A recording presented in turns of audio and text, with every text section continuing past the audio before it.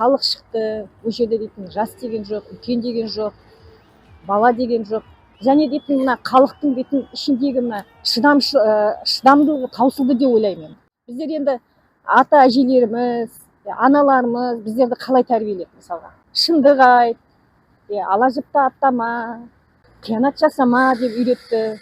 Барына қанағат ет, жеген тамағыңа, жеген наныңа риза бол деп үйретті. Енді халық соның бәріне риза болып отырды, сенді. Назарбаев атамыз, әкеміз деп жаңағы әкесіне де тимеді.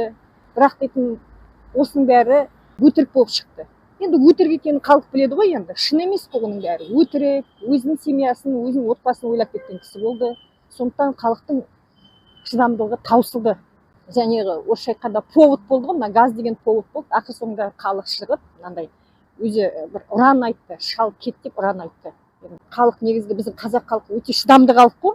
Қаңтар кезінде халықтың шыдамдылығы таусылып, бәрі шығып, бәрі айтты. Өте бейбіт митингі болды. Қолдарында қару болған жоқ халықтың, телефоннан басқа ештеңе болған жоқ қой, енді телефонмен түсірді бәрі. Бірақ дейтін оның бәрі бейбіт шеру өте жаман оқиғаларға айналып кетті.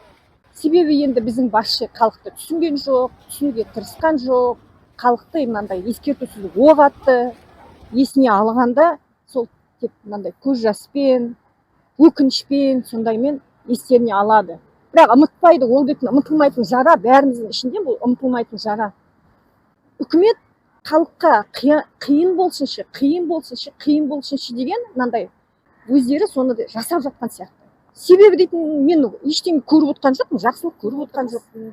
Мысалға зарплата жетпейді, кредит алады, тамақты кәсіпкер ретпен алады. Қаңтар болмайды ғой деп мен өзім ойлаймын. Қаңтар қайталанбайды деп ойлаймын.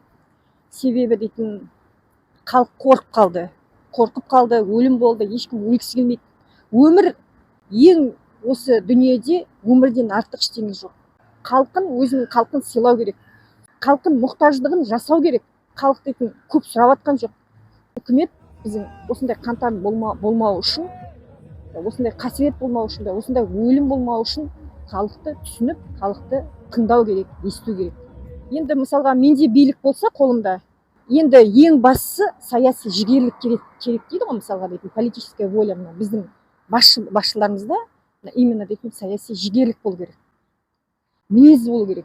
Біздің мысалға Атырауда біздер дейтін әкімді көрмейміз де, өздері дейтін өздерінің әкімдегі адамдарын шақырады.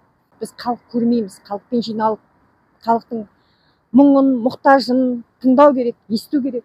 Атырауда проблемалар көп. Ең бастысы мына ауа, бізді құртып отқан ауа. Мен енді Қазақстанның жақсы, жарқын болашағына сенемін. Үкімет халыққа қарасын болса екен деп ойлаймын.